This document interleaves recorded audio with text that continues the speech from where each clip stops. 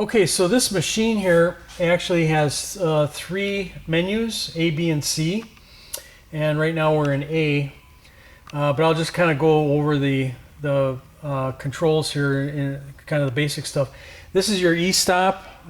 If you want to stop the machine, you just push that in, and then you can push it back out. Anytime, like I said, that you open the carriage door, or if you have a safety plate engages, you have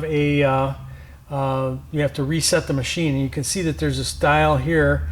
If you turn it to reset, you'll get that blue light, and now we're ready to go. So anytime you open the door or have any kind of a safety, you have to reset the machine. So now if we look here, we have some manual buttons. Force to load is your tension, and you can arrow up or down to get whatever level you want of tension. Also, you can change the speed of the carriage up or down. You have a separate dial for each. So it's at 5 right now going up, and it's at 5 going down. So again, you can change these on the fly while the machine is running if you want. Then we have jog buttons here. You can jog the turntable in case it doesn't go back to home position for some reason. You can press that and it'll turn the turntable. You can also raise the carriage. As long as you're pressing that button, it'll go up. And you can also lower it. So as long as you're pressing that button, you can manually move the carriage up or down. Now, as far as the controls, again, there's three menus that you can select, and if you'll notice here, wrap program select. So you can, if you hit the enter button when it's highlighted, you can see there's A, B, and C programs listed in there.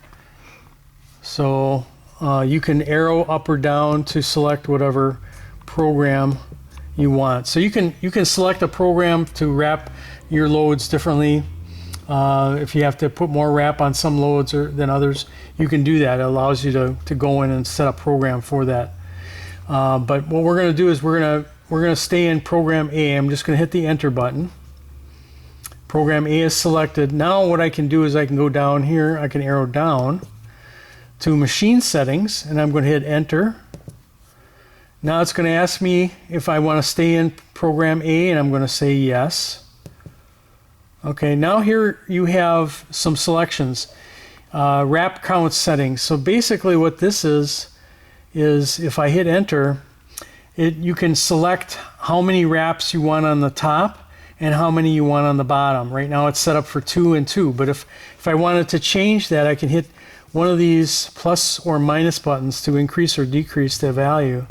So right now it's at 3, it's at 4. So you can move that to whatever setting, and if you want to go down to bottom revolutions, you do the same thing, plus or minus the value. So I'm going to leave it at 2, and I'm going to escape out of there. Now I'm going to go down here to photo eye settings. Now these machines have a photo eye. It's on the carriage, and it senses where the load is. So I'm going to hit the enter button here. You can turn that photo eye on or off. Right now it's on. And then if we go down, if we arrow down, top of the load overlap. So basically there's a timer built in here. When the carriage gets up and it can't see the load anymore with that photo eye, it's going to continue to go up past the top of the load, depending on what you have set here. This is 4 microseconds, which is 2 seconds basically. But again, you can increase that. And what that does is it actually puts film over the top of the load. So you're telling the carriage to keep going up even after it hasn't seen the load anymore. So it gives you film over the top. You usually want about 3 to 4 inches over the top of the load. So you can adjust that. And again, that value is dependent on the speed of your film carriage. Okay, so the raise speed affects this. The faster the carriage goes up, the lower that number should be, or vice versa. If you're going slower, you might have to increase that to get to the more film over the top. So these two really, the speed of the carriage and the timer, kind of work together. So you have to understand that. So I'm going to just escape out of there. Now I'm going to go down here to wrap mode. And again, what that means is I've got it set right now, base top wraps first mode. So basically what's going to happen is it's set for top. So when I turn the machine on, it's going to start going to the top of the load right away.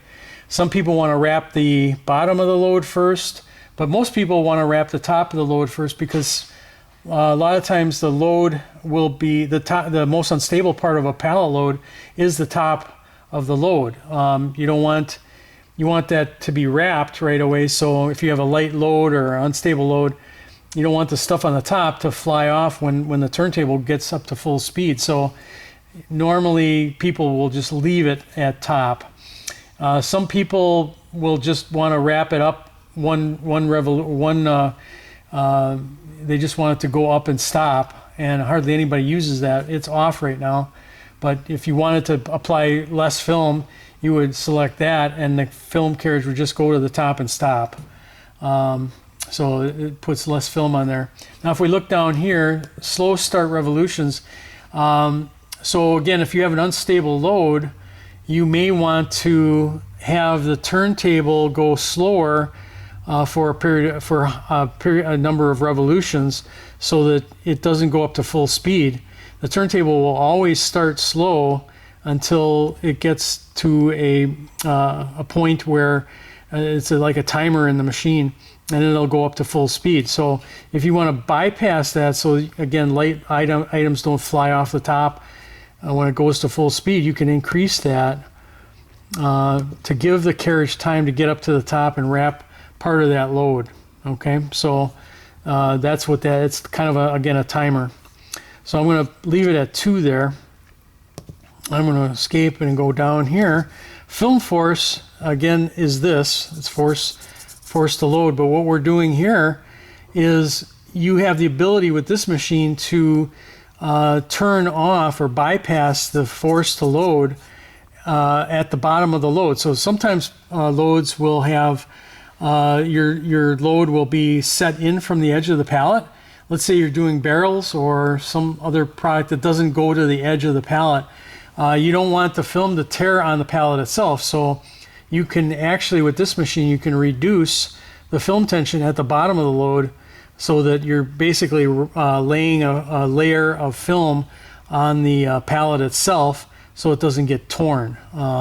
So you're kind of backing off on the tension to enable that. And then what you have here is delayed film force revolution. You can tell it to back off on the tension for however many revolutions you want. Most of the time you just need 1 revolution, so you would just put that in there as a 1. So 1 layer will be without tension, the rest of them will be with tension. So I'm going to turn that on, and then again for 1 revolution it'll be less tension on the bottom. Then the last one, almost nobody ever uses this, but it says top sheet settings. Basically what that means is, hang on a second here, I'll go back. So what that is, it allows you to, the machine will pause at the top of the load if you turn that on, and it allows you to put a top sheet on top of your load, or if you have to put a label on or something that you have to do at the top of the load, it allows you to do that. If you turn that on, it'll pause and it'll allow you to do what you got to do, and then you would basically hit the start button here after you're done, and it'll just resume wrapping the load after that. So again, most people don't use that, but that's what it's for. So that's the controls. That's really all there is to setting this machine up, and we appreciate your consideration, and we hope we can help you with your selection of your pallet wrap machine. Thanks.